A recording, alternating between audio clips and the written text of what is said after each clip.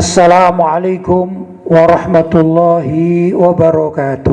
Waalaikumsalam warahmatullahi wabarakatuh. Alhamdulillah, wassalatu wassalamu ala rasulillah Sayyidina Muhammad ibn Abdillah wa ala alihi wa sahbihi wa man walah, wa la hawla wa la quwata illa billah, amma ba'd. Ikhwani rahimakumullah, kita patut bersyukur kepada Allah Subhanahu wa taala karena malam hari ini kita masih diberi kesehatan oleh Allah Subhanahu wa taala, dilindungi oleh Allah Subhanahu wa taala, sehingga kita masih bisa melaksanakan kewajiban kita, baik itu sholat tarawih atau sholat jamaah isya, dilanjut dengan sholat tarawih, dilanjut dengan sholat witir, dan sekarang dilanjut dengan hadir dalam majelis ta'lim. Mudah-mudahan apa yang kita laksanakan ini dicatat oleh Allah SWT sebagai amal ibadah sunnah yang pahalanya dilipat gandakan oleh Allah Subhanahu wa taala. Allahumma amin. Amin. Untuk kali ini kita sudah memasuki hari keberapa ya? 6 ya, masuk ke 6 ya. Maka kita ingin introspeksi diri dalam kehidupan kita.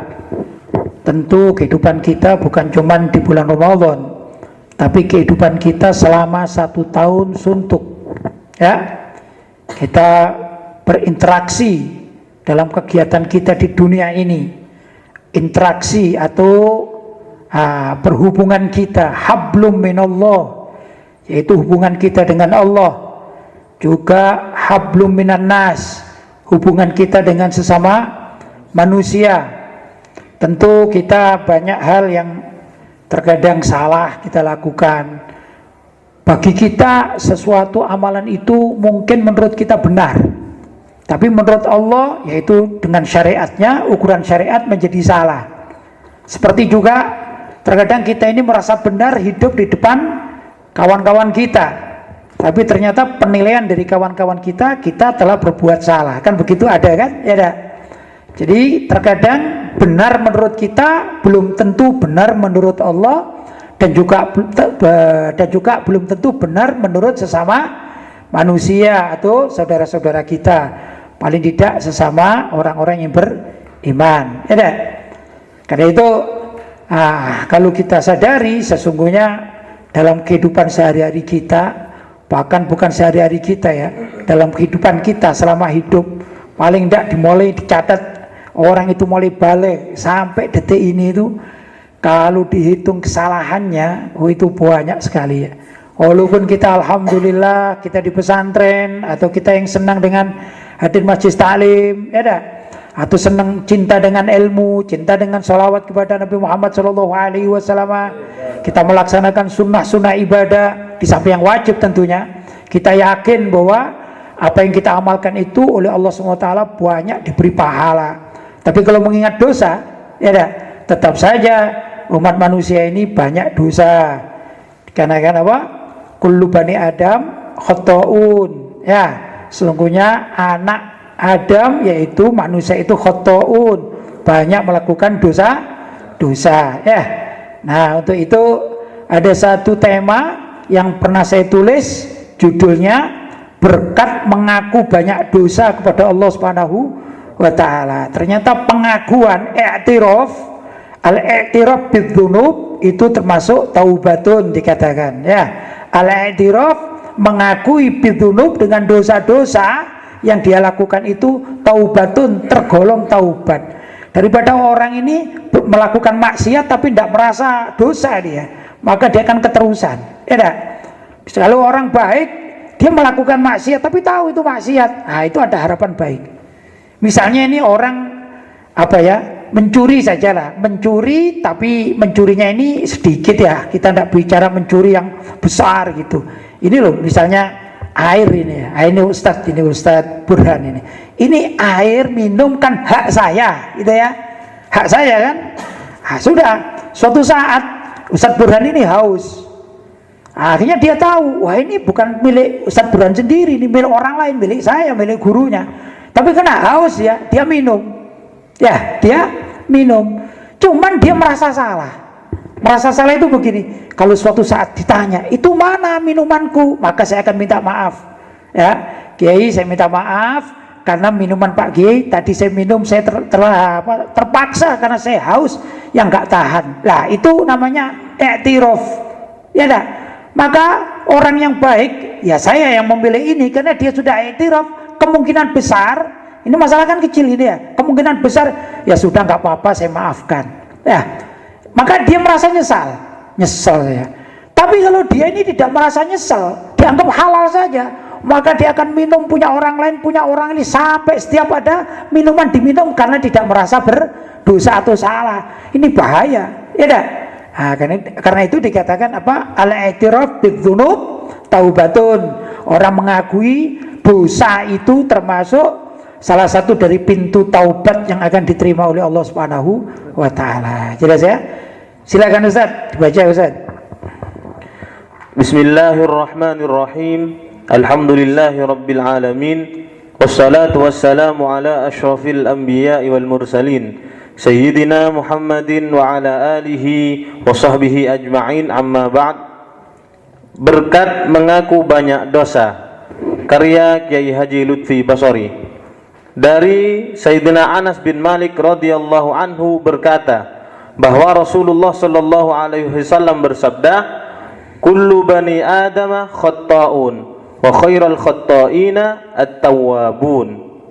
Seluruh bani Adam atau manusia banyak melakukan kesalahan, dan sebaik-baik manusia yang banyak dosanya itu adalah yang banyak bertaubat.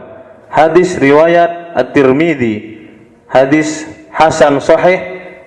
Lihat At-Targhib wa Tarhib halaman 3100 Nomor ya. Nomor 3139. Ya. Ini tadi saya sebut, ternyata ada hadisnya lengkap ya. Kullu bani Adam khatta'un, sesungguhnya umat manusia, anak cucu Nabi Adam itu khata'un, banyak yang melakukan kesalahan. Tapi wa khairul khata'ina at-tawwabun, sebaik orang-orang yang berlaku salah itu adalah yang suka bertaubat. Minimal bertobat itu baca istighfar. Apapun yang pernah kita lakukan ya, misalnya kita faham maksiat kita ini dan itu, kadang-kadang kita juga berpikir ya, satu dengan yang lain gitu ya. Saya misalnya, ini ada Ustadz Hadi, ada Ustadz Burhan, itu juga ada para santri. Ini kita kan sama-sama juga ya, pernah melakukan maksiat ya.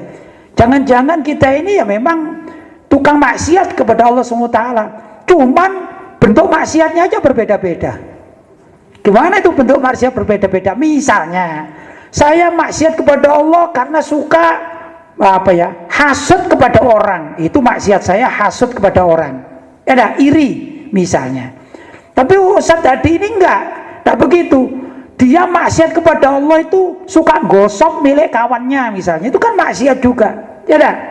Ustadz Burhan misalnya suka maksiat kepada Allah itu lalai misalnya dalam sholat misalnya, itu loh ya. Sama-sama. Saya ini ya maksiat, Ustadz Hadi maksiat, Ustadz Burhan maksiat.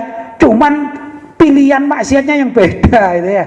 Cuman pilihan maksiat aja yang beda. Ini kalau kita teliti diri kita semuanya ini, cobalah satu persatu di antara kita ini. Paling tidak yang ada di pesantren Ribat Al-Murtadha ini saya hitung 20 orang. Coba misalnya setoran nama itu ya, nama-nama maksiat hari ini yang kita lakukan. Nanti kan berbeda-beda. Ya dah.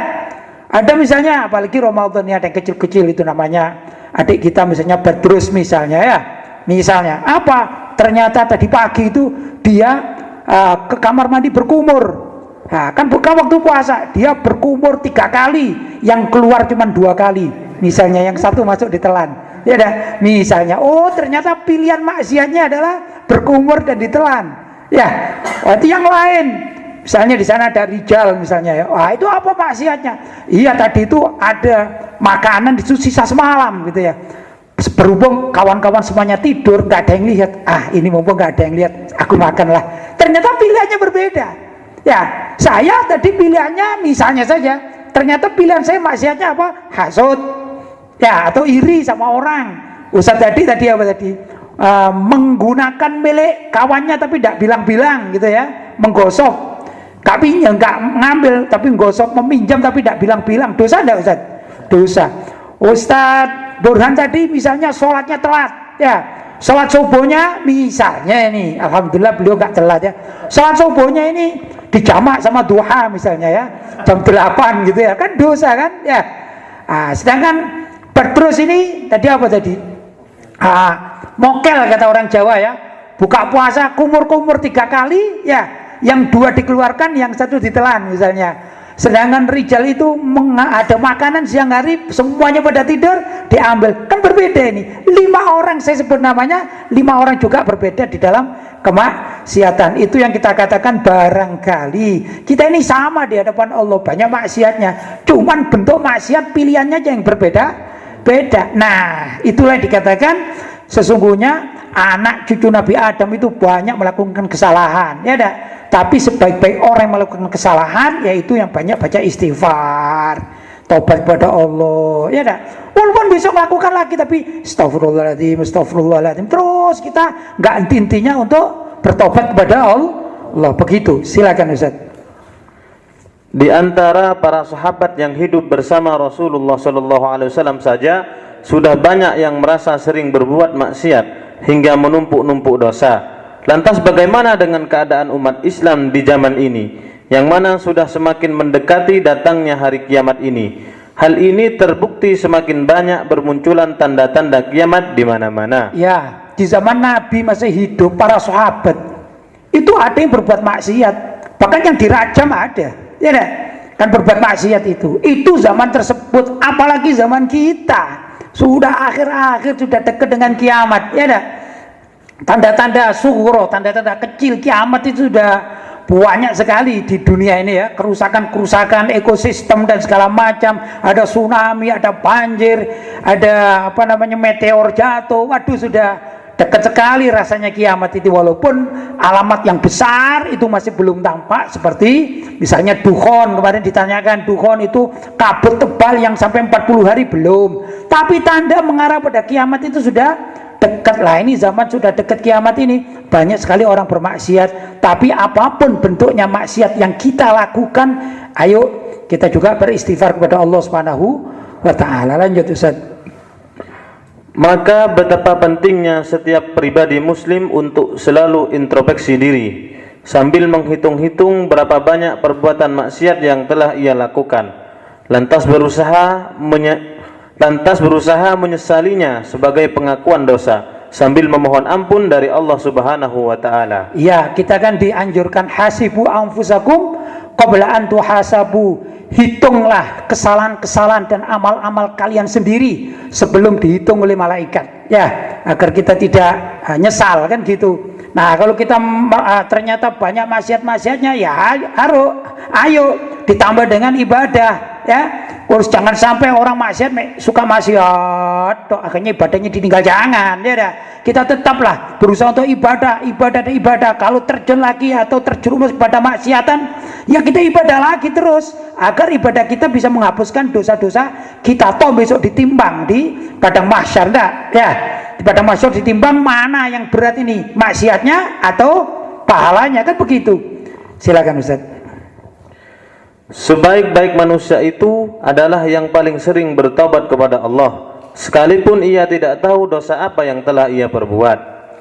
Karena Rasulullah SAW yang telah dijamin masuk surga dan dijaga oleh Allah hingga terbebas dari perbuatan dosa, namun beliau SAW setiap hari selalu membaca istighfar memohon ampun kepada Allah tidak kurang dari 70 kali menurut riwayat Imam Al-Bukhari, bahkan 100 kali menurut riwayat Imam Muslim. Rasulullah yang sudah dijamin masuk surga, tidak pernah punya maksiat, tidak pernah punya dosa, itu pun beliau masih beristighfar berapa? Menurut riwayat Imam Bukhari 70 kali. Astagfirullahaladzim. Ya dah. Kalau menurut riwayat Imam Muslim berapa? 100 kali lah. Kita ini dijamin tidak masuk surga. Kita pernah nggak maksiat? Banyak maksiat. Mestinya kita ini istighfar kita ya 1000 lah. begitu mestinya. Tapi ya ikhwan, andai kata kita tidak bisa membaca istighfar sebanyak itu, misalnya macam-macam alasannya, karena males, karena kegiatan ini dan itu, maka ayo orang-orang yang seperti hadir majelis taklim seperti demikian ini termasuk sudah diampuni oleh Allah SWT. Ini jalan pintas.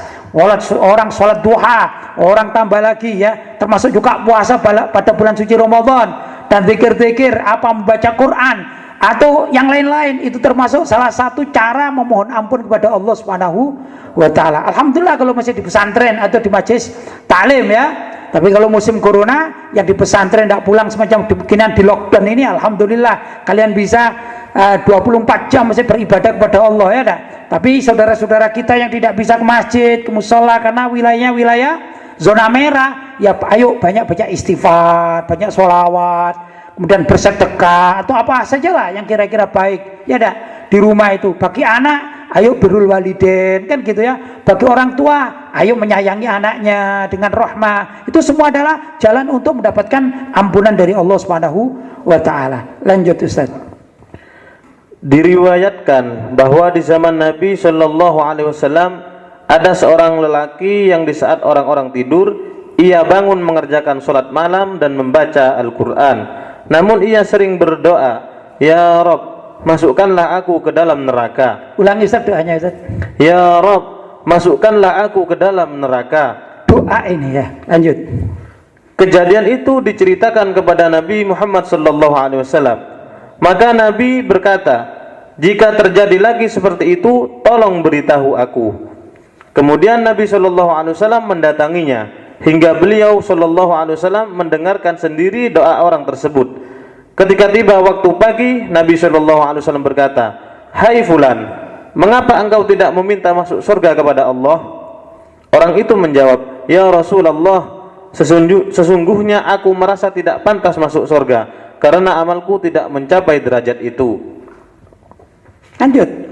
Tidak lama kemudian malaikat Jibril alaihi salam turun dan berkata, beritahukan kepadanya bahwa Allah telah melindunginya dari api neraka dan akan memasukkannya ke dalam surga. Subhanallah, inilah yang dikatakan i'tiraf ya. Ada orang yang luar biasa ya dah, senang bangun malam, sholat malam ya dah, juga baca Al-Quran. Tapi kalau doa aneh nih, Ya Allah masukkanlah aku ke dalam neraka. Ada enggak di antara kalian doa begitu, Ya Allah masukkanlah aku ke dalam neraka? Ada enggak kira-kira? Takut gitu ya dah. Yang paling itu pasti begini, Ya Allah jauhkan aku dari sengatan api neraka ya, atau Ya Allah masukkan aku ke dalam surga, kan gitu. Ini orang aneh ini ya. Orang aneh itu berdoa gimana? Ya Allah masukkan aku ke dalam neraka. Sudah, doa itu didengar oleh tetangga-tetangganya. Kemudian para tetangganya ini heran dan bercerita kepada Rasulullah, Ya Rasulullah, ada orang aneh ini, kalau doa minta dimasukkan ke neraka. Maka Rasulullah juga berpikir, loh kok aneh gitu ya. Coba sih kalau doa lagi aku kasih tahu di mana dia. Maka di waktu seperti biasanya malam hari Rasulullah diberitahu dan Rasulullah mendengarkan sendiri itu. Orang tersebut atau sahabat tersebut berdoa, Ya Allah masukkanlah aku ke dalam neraka. Aneh ini. Maka Rasulullah bertanya, Hai Fulan, kenapa kamu kok minta dimasukkan neraka? Kok tidak minta dimasukkan surga? Ya dah. Maka orang tersebut mengatakan, Ya Rasulullah, kalau aku hitung-hitung dosaku ini ternyata lebih banyak daripada ibadahku. Jadi kalau aku masuk surga itu mintanya itu kayaknya nggak nutut deh gitu, kayaknya nggak sampai, derajatku itu rendah sekali. Gimana? Aku kan malu kalau minta surga, ya dah. Ya mending aku minta neraka aja lah gitu, karena memang maksiatku banyak sekali gitu. Ini namanya i'tiraf, mengakui dirinya salah. Subhanallah, tiba-tiba Allah mengutus malaikat Jibril dan memberitahukan kepada Rasulullah, tinggalkan orang itu. Sesungguhnya Allah tidak akan mengazabnya di neraka, tapi Allah akan menjamin masuk surga. Ya dah. Sebenarnya ada dulu ada seorang pujangga namanya Abu Nuwas. Orang Jawa mengatakan Abu Nawas, orang Arab mengatakan Abu Nuwas, gitu ya. Itu pujangga. Bahkan dia ini ya bisa dikatakan ahli maksiat. Jadi bukan orang alim, orang ahli maksiat. Ya, bahkan kalau saya pernah baca di Irak itu ada salah satu sungai, ya lupa saya sungai lupa, pokoknya di Irak itu di sepanjang pinggiran sungai itu ada jalan, itu ada patungnya Abu Nuwas.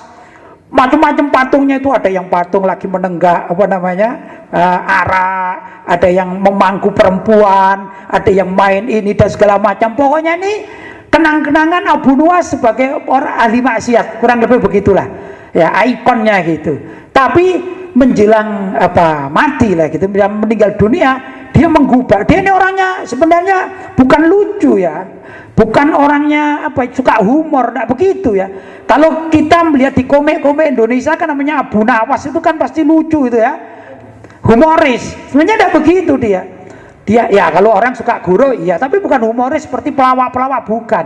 Cuman dia ini menggubah satu syair, begitulah. Syair seperti orang tadi itu. Ini kan tadi doanya sahabat, yang ini kan lucu kan gitu ya. Kalau orang lain melihatnya, masa orang minta dimasukkan neraka, kan lucu. Yang lain-lain orang minta dimasukkan surga dan dijauhkan dari api neraka, ini minta dimasukkan neraka, lucu orang ini kan begitu ya. Demikian juga Abu Nuwas, yaitu menggubah ini yang terkenal dan dibaca oleh warga Ahlussunnah wal Jamaah di mana saja ya. Ilahi lastu lil firdausi ahla. Ilahi ya, ilahi wahai Tuhanku, lastu bukanlah aku itu, lastu lil firdausi, ke surga itu ahlinya. Ya Allah, aku ini bukan termasuk ahli masuk surga. Melihat kelakuanku kayak gitu. Kalau foto-fotonya atau patung-patungnya, ini kan ada yang mangku perempuan ya, ada yang minum arak, mabuk, judi, kan tidak mungkin masuk surga itu. Tapi lucu ini, tapi wala aku ala naril jahimi, tapi aku nggak kuat ya Allah, kalau engkau masukkan nerakamu aku nggak kuat. Jadi kan unik orang ini. Jadi ini ada satu humor di dalam syair yang digubah terus oleh orang Indonesia, dikembangkan menjadilah Abu Nawas itu sebagai orang yang lucu dan humoris. Nah, begitu sebenarnya ya, karena menggubah satu syair itu. Dan kita baca, ada Ustaz ya tulisannya aja Pak Ustaz, dibaca Ustaz. Nanti suaranya kan antum enak Ustaz. Kalau suara saya kurang mendukung ya gimana Ustaz? Coba ya, sedikit-sedikit saya terjemahkan ya. Ilahi lastu lil firdausi ahla wala aqwa ala naril jahimi. Tadi sudah saya terjemahkan ya. Wahai Tuhanku, aku ini bukan asli, tidak ahli masuk surga, tapi kalau engkau memberi aku masuk neraka, aku nggak kuat ya Allah gitu. Lanjut. Fahabali taubatan wa ufir dhunubi fa innaka ghafirudz dzambil azim. Karena itu ya Allah, berilah aku tobat ya, berilah aku tobat karena engkau itu maha pengampun. Saya terjemahkan bukan tekstual ya, tapi secara global aja ya, yang penting paham ya. Lanjut Ustaz. Dhunubi mislu a'dadir rimali fahabli taubatan ya dzal jalali. Dosa-dosa aku itu kalau dihitung sebanyak kerikil, batu kerikil di bumi ini, Arimali, sebanyak itu. Atau juga dikatakan sebanyak busa di laut. Nah itu ya, busa di laut, tahu busa ya, untuk kata orang Jawa ya, apa itu namanya, yang ada putih-putih di laut itu, pakai bayangkan saja ya, itu banjir sedemikian rupa ada busanya, sebanyak itu dosaku ya dah. Terus karena itu berilah aku taubatmu wahai Dzal Jalali, wahai zat yang sangat mulia. Jadi mohon ya, subhanallah ya, kemungkinan besar siapa Abu Nuwas ini akan masuk surga, diampuni oleh Allah. Kenapa? Karena syairnya ini ternyata manfaat. Padahal itu Abu Nuwas zaman tahun berapa itu ya, sudah puluhan tahun yang lampau. Tapi sekarang di masjid-masjid kita seringkali melakukan syair ini, dan syair itu kalau bagus dilanjutkan, dilantunkan oleh orang berikutnya kan dapat pahala kan ya. Abu Nuwas, karena itu sebenarnya Abu Nuwas dikatakan sufi pada akhir hayatnya boleh ya, sufi pada akhir hayatnya karena sudah bertobat kepada Allah Subhanahu wa taala. Ini namanya i'tiraf. Bab kita kan namanya i'tiraf. Jadi i'tiraf kepada Allah itu boleh menyebut-nyebut dosa. Ya Allah, misalnya ada orang ingat ya, dari kita mencatat, ya Allah 2 hari yang lalu saya makan lauk ayam milik temanku misalnya 1, aku mohon ampun. Ya Allah, kemarin lusa aku mengambil uang dari dompet ayahku misalnya, ya Allah ditulis semuanya, itu boleh, ya enggak? Sebagai i'tiraf, pengakuan dosa, ya. Karena dengan demikian dia tahu persis, ya Allah dosaku kayak begini nih, terus aku mau masuk surga gimana? Ya Allah ampunilah aku ya Allah, begitu boleh, ya. Namanya i'tiraf, apa? Mengaku dosa di hadapan Allah Subhanahu wa taala. Ternyata itu juga termasuk taubatun, pintu taubat kepada Allah Subhanahu wa taala. Jelas ya? Mudah-mudahan apa yang kita baca dan kita bahas tadi ada manfaatnya. Mudah-mudahan kita juga yang banyak dosanya kita ini ya diampuni oleh Allah Subhanahu wa taala. Malam hari ini kita duduk di sini mohon kepada Allah Subhanahu wa taala apapun yang pernah kita lakukan, sekali lagi nggak ada di antara kita ini yang suci murni, paling enggak ya saya mengatakan bersama dengan para santri yang ada di sinilah. Ya nggak ada yang namanya suci murni, nggak pernah berbuat dosa sama sekali, nggak ada. Paling enggak ada namanya dosa dalam hati. Ya, dosa pemikiran, dosa bahkan dosa ibu jari. Apa dosa ibu jari? Dengan WhatsApp segala macam ini, kadang bertengkar, kadang debat segala macam ini juga ternyata ini ada dosanya kan begitu ya, dan lain sebagainya. Mudah-mudahan benar-benar dengan pengakuan ini bahwa kita banyak dosa kepada Allah, juga semua sajalah yang mendengarkan apa yang saya sampaikan ini, kita mohon kepada Allah tadarruan ilallah, mohon dengan sangat kepada Allah, mudah-mudahan Allah berkenan untuk mengampuni kita semua. Allahumma amin. Barangkali itu yang dapat saya sampaikan, mudah-mudahan ada manfaatnya. Silakan Ustaz tadi kalau ada pertanyaan sudah masuk, mudah-mudahan saya bisa membantunya. Silakan Ustaz. Ya ini Kiai, ada beberapa pertanyaan yang sudah masuk pada malam hari ini. Ada pertanyaan dari hamba Allah dari kota Tangerang. Baik. Assalamualaikum warahmatullahi wabarakatuh. Waalaikumsalam warahmatullahi wabarakatuh. Semoga kebahagiaan dan kesejukan rahmatnya selalu menaungi hari-hari Kiai dan keluarga dan para santrinya. Amin ya rabbal alamin. Di dalam kitab Madhab Imam Syafi'i, niat itu termasuk rukun ibadah, bukan syarat sah, termasuk dalam ibadah puasa. Sepengetahuan kami, yang namanya rukun itu bagian dari ibadah atau ritual itu sendiri. Dan dalam madhab Syafi'i itu namanya niat. Yang namanya niat? Dalam madhab Syafi'i yang namanya niat itu yakni bermaksud untuk suatu hal disertai dengan perbuatannya. Jadi dibersamakan gitu ya. Saya sholat usolli fardol kan gitu kan, bukan sekarang gini misalnya aku mau sholat subuh usollinya sekarang usolli fardol baru besok kan tidak bisa, yaitu pada saat sholatnya itu usolli fardol kan begitu ya. Terus lanjut. Tapi mengapa kalau dalam ibadah puasa diwajibkan tabyid an-niyah di malam harinya? Tabyidun niat itu niat di malam hari, bukan saat subuh. Azan di subuh kan Allahu Akbar itu kan waktu langsung puasa kan. Kenapa kok gak gini pertanyaannya? Begitu. Coba Allahu Akbar azan subuh. Pakai mic. Sampean saja. Allahu Akbar. Awaitu sawmatin an ada ifati syahri Ramadhana. Hadisan dan seterusnya. Gitu maksudnya. Ya, kenapa ada bersama gitu? Lanjut pertanyaannya. Bagus pertanyaannya. Artinya bukan di saat ibadah puasa itu sendiri. Artinya bukan di saat ibadah puasa itu hendak dilakukan. Bukankah itu namanya syarat sah ya kalau dilakukan sebelum ibadah dimulai? Mohon penjelasannya. Baik. Jadi kenapa niat kita puasa itu kok malam hari? Bahkan kita batal tarawih ya. Kalau menurut sebagian ulama batal maghrib pun boleh. Ya, niat sholat niat puasa untuk besok malam, untuk besok pagi itu di waktu ba'dal maghrib tadi itu boleh ya enggak? Tapi umumnya dibaca ba'da sholat tarawih. Nah, kenapa? Kok gak waktu subuh tadi yang saya praktekkan tadi ya? Sana baca Allahu Akbar baru saya niat. Kok gak begitu? Ya. Ini berdasarkan sabda Nabi Muhammad SAW. Ya. Pertama dalam catatan saya ini ya.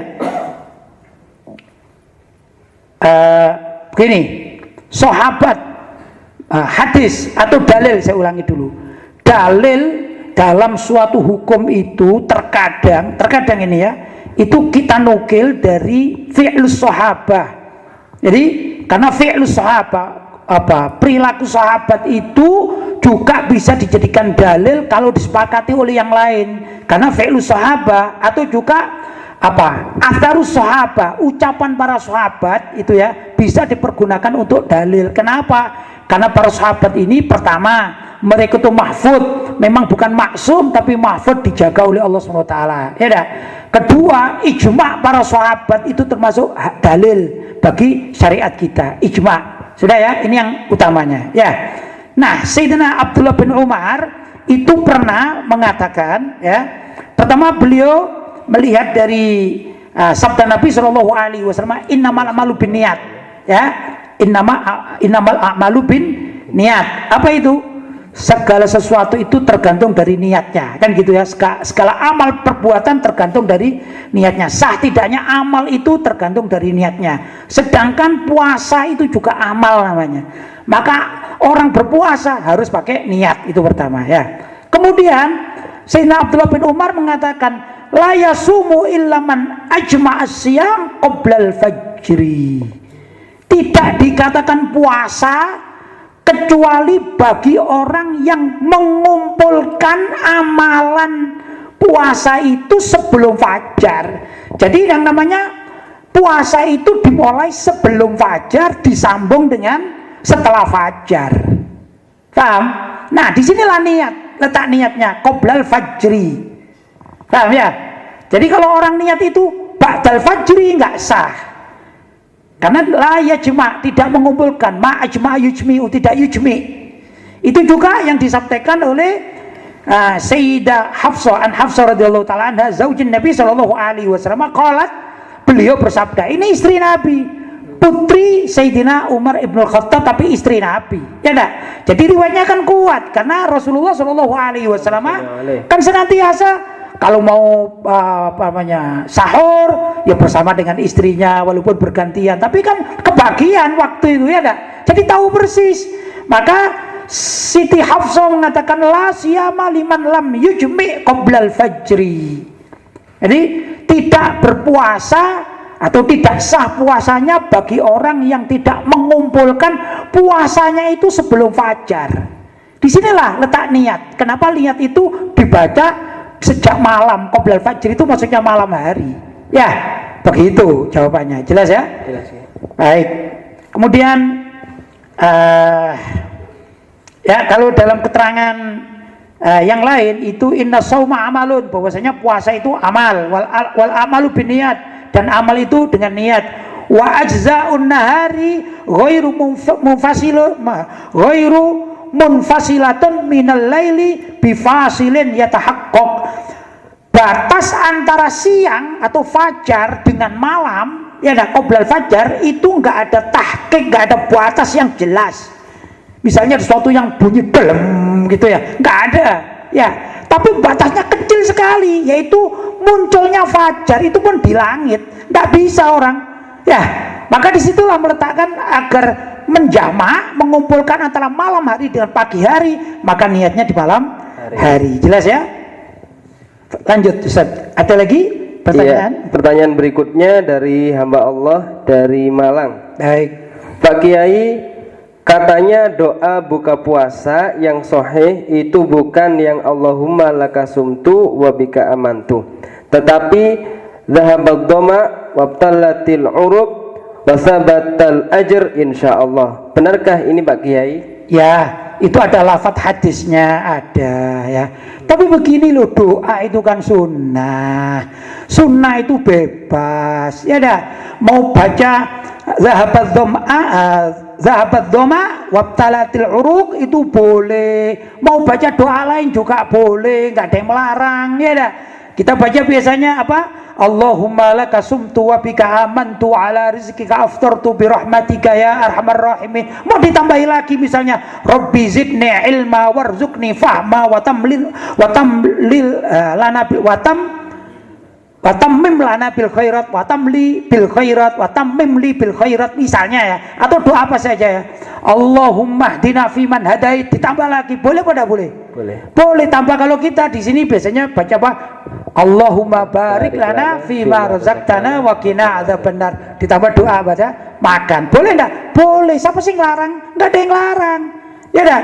Kalau ada yang larang-larang itu karena enggak ngerti ini sunnah atau tidak sunnah. Ya, mau doa apa Ustaz misalnya? Mau doa kebaikan dunia dan akhirat boleh Ustaz. Misalnya gini, Allahumma laka sumtu wa bika amantu wa ala rizkika aftartu bi rahmatika ya arhamar rahimin. Rabbana atina fid dunya hasanah wa fil akhirati hasanah wa qina adzabannar. Boleh enggak Ustaz? Boleh. Ustaz belum menikah ya? Belum. Misalnya juga ditambah Allahumma rzuqni zaujatan jamilatan apa Ustaz? Tawilatan baidoan ya, agniya'a dan lain sebagainya. Boleh enggak? Boleh. Gak ada yang melarang kok ya, cuman kalau doanya kepanjangan nanti gak makan-makan Ustaz ya. Tapi jelas boleh, gak apa-apa, mau ini, mau itu, mau yang sana, terserah, gak apa-apa. Jelas? Baik, lanjut Ustaz.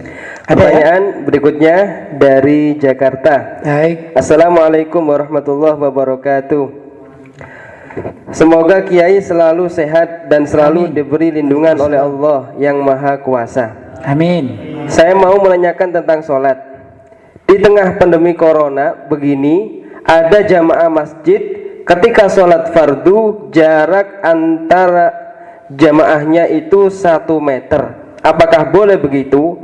Dan apakah perlu mengulang sholat jika tidak sah atau batal? Mohon penjelasannya Kiai. Ya, begini, merapatkan soft atau menata barisan itu ya, selagi tidak mengedepanni imam maka sah. Mau untuk rapat-rapat itu afdol. Jadi masalah afdoliyah ini ya, masalah afdoliyah. Karena itu dikatakan oleh Bilalnya itu sawu sufufakum fa inna taswiyatas sufuf min tamamis shalah. Ya, sawu luruskan barisanmu, sesungguhnya meluruskan barisan itu dari kesempurnaan sholat, bukan termasuk dari afsahus sholat, enggak, keabsahan sholat enggak, tadi minta mamis sholat. Berarti apa? Ini termasuk untuk fadilah, keutamaan. Kalau kalian kepingin sholat jamaah kalian diterima oleh Allah, maka yang rapat itu kalau tidak dalam keadaan darurat. Kalau dalam keadaan darurat seperti sekarang diatur ya, di mana-mana di negara-negara yang lain juga diatur 1 meter agar tidak terkena gesekan dengan jamaah sebelahnya sehingga rawan untuk terkena virus corona, kan gitu kan ya. Ini boleh apa tidak boleh? Boleh, tidak apa-apa, dan itu sah, tidak wajib mengulangi ya.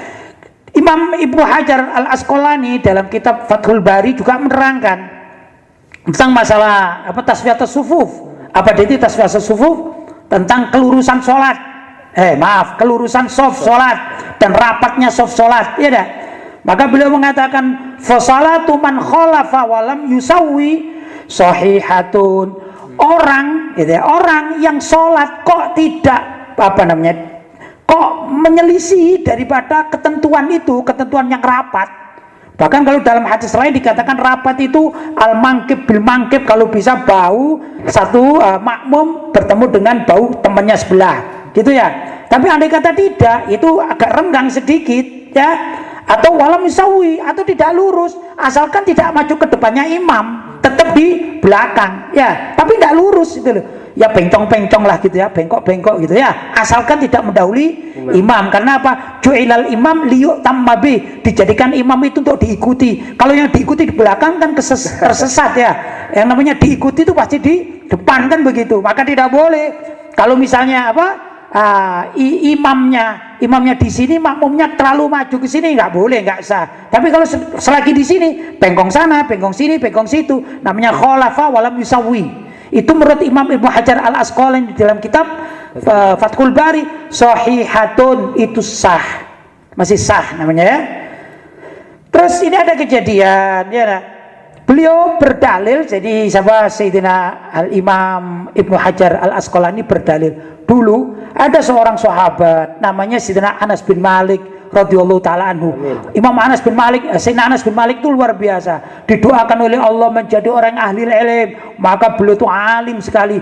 Didoakan menjadi orang yang kaya raya, maka hartanya itu berlebih-lebihan ya, dan didoakan menjadi orang yang panjang umur. Subhanallah, usianya itu menurut sebagian riwayat di atas 100 tahun ya, dan didoakan menjadi orang yang banyak anaknya. Ternyata anak dan cucunya ada yang meriwayatkan sampai, ada beberapa pendapat, ada yang meriwayatkan sampai 120 orang anak dan cucu. Luar biasa ini. Jadi mendapati cucu-cucunya sampai, ya riwayat beberapa riwayat, tapi ada yang mengatakan sampai 120 anak dan cucu. Luar biasa kan? Ya. Dan beliau ini sehat, bukan beliau itu pekon, enggak. Nah, suatu saat itu beliau jalan ke suatu tempat, kemudian ketemulah dengan orang-orang setelahnya. Kan usianya lama kan ya, maka ketemu orang-orang baru ya. Nah, seperti contoh, saya contohkan ayah saya kemarin ya, Kiai Haji Basori Alwi, usianya sampai 95 tahun menurut riwayat. Sekarang Ustaz tadi ini usianya berapa Ustaz? 25. Berapa jaraknya ini? Tentu Ustaz tadi kan tidak pernah tahu di zaman ayah saya muda itu apa kejadian-kejadiannya. Misalnya kejadian politik aja di negeri ini, siapa presidennya, bagaimana, kan tidak tahu ya. Maka kan berat bertanya, ya enggak? Kiai Basori kalau boleh tanya, di zaman Kiai Basori masih muda, seusia saya 25, apa yang terjadi di Indonesia lah, kan gitu kan ya. Makanya saya menerangkan seperti itulah keadaannya ya. Nah, Sayyidina Anas bin Malik ditanya, wahai Sayyidina Anas bin Malik, tatkala engkau ikut Nabi mulai dari usia kurang lebih 10 tahun ikut Nabi ya, sampai sejauh ini, dan engkau sampai tua ini, kata penanya ini, kurang lebih takmir masjid lah, barangkali begitu ya. Kira-kira apa ada yang kami lakukan itu zaman kami sekarang, takmir masjid sekarang ini, apakah ada yang salah yang tidak sama dengan apa yang dilakukan oleh Nabi? Tapi itu kan zamannya para sahabat yang ada dengan tabiin, zamannya para sahabat yang hidup dengan tabiin, bahkan itu akhir-akhir, artinya masanya masa para tabiin, itu generasi kedua para tabiin, masih paling baik-baiknya generasi, ya dah. Nah, itu bertanya, kira-kira gimana? Wahai ya Maulana, hei Sayyidina Anas bin Malik, kata Sayyidina Anas bin Malik, aku melihat apa yang kalian kerjakan ini tidak ada perubahan dari zaman dahulu kala sampai sekarang. Alhamdulillah kalian masih berpegang teguh ya dah, dengan aturan yang dulu kami lakukan di zaman Nabi, kecuali satu saja katanya. Loh, apa itu satu saja itu? Soft kalian tidak lurus, soft kalian bengkak-bengkok gitu ya. Soft kalian ini yang kurang lurus, bengkak-bengkok, ada furja, ada apa namanya, ada celah. Tidak seperti zaman kami dulu bersama Nabi Muhammad yang lurus rapat luar biasa.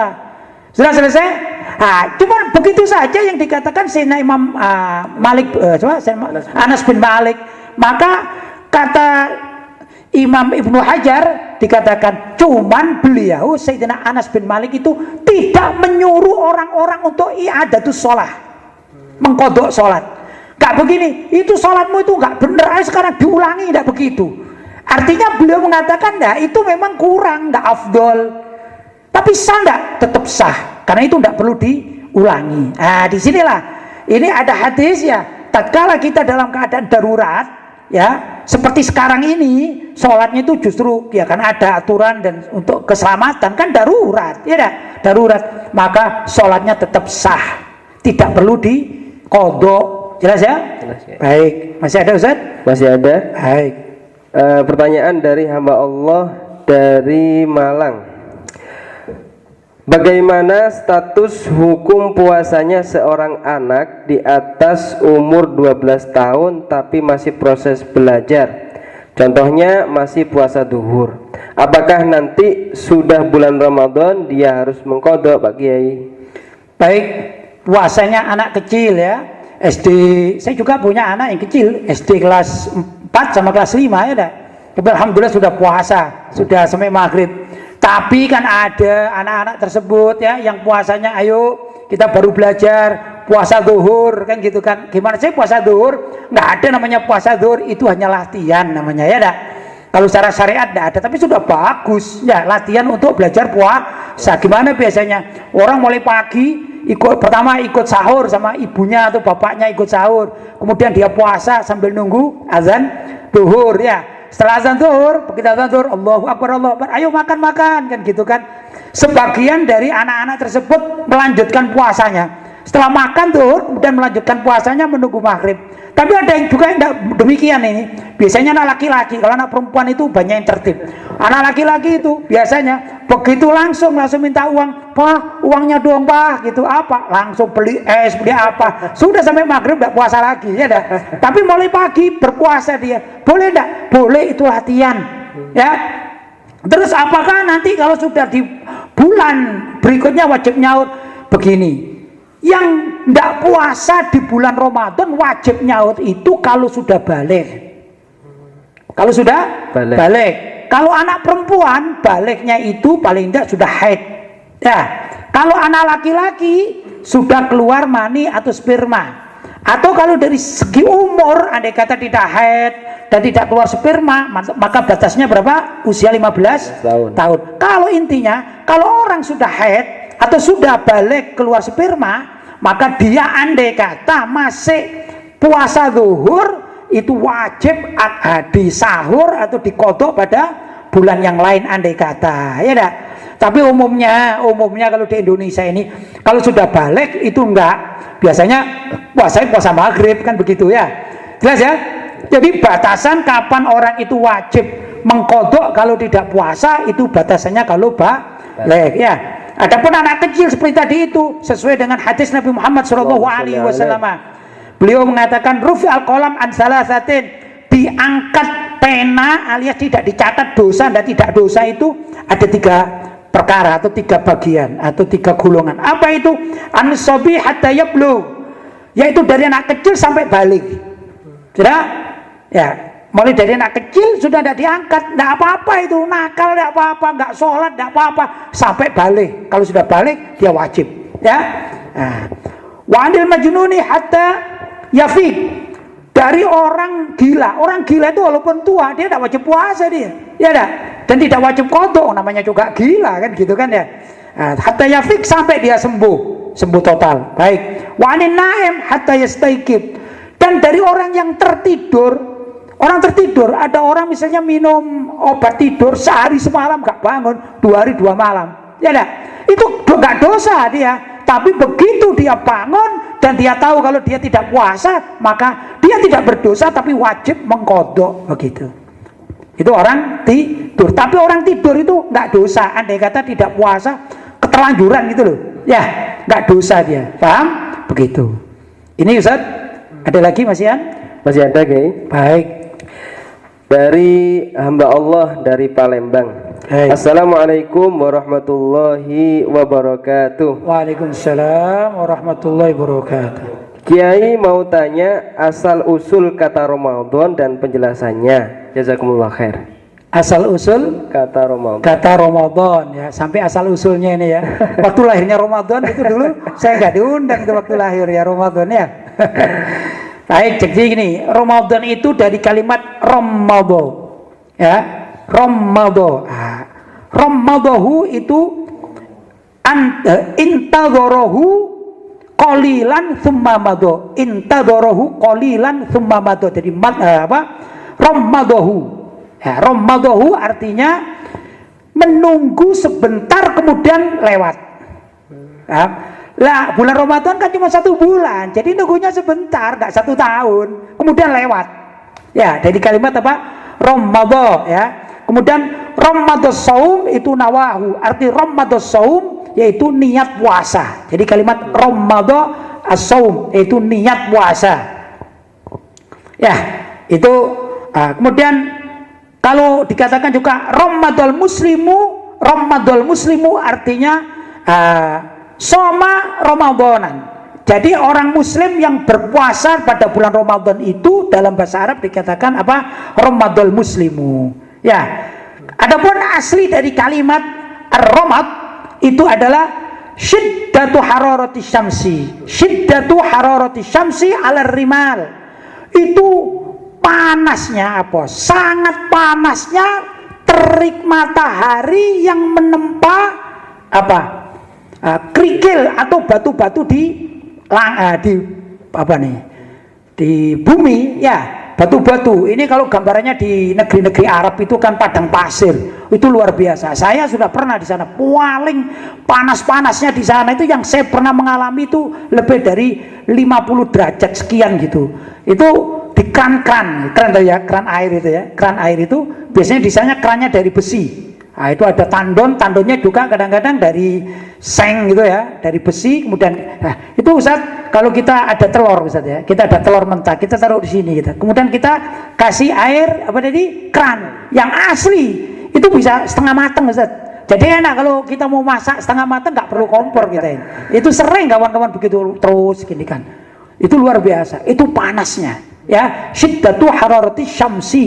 Nah, itu namanya ar-romat. Ar-Ramadu ya. Lah kenapa dikatakan bulan sekarang itu adalah bulan yang sangat panas atau Ramadan kan begitu ya? Itu karena apa ya? Pertama gini, Jawfus Shaim, apa ini Jawfus Shaim? Badan, maaf, dalamnya orang yang berpuasa, maksudnya di dalam perut ini, itu kan kalau tidak makan, tidak minum, terasa panas Ustaz. Ya enggak? Maka itu paling enak, apalagi di musim panas. Paling enak apa? Kalau buka puasa, minta es. Kenapa? Karena di sini ini panas. Paham ya? Nah, karena di dalam panas, karena tidak ada makan itu, maka dikatakan itulah syiddatul ju'. Itu ya, syiddatul ju' karena sangat lapar sehingga apa? Onderdil dalam lah, apa namanya ini ya? Apa yang ada di dalam anggota tubuh ini ya?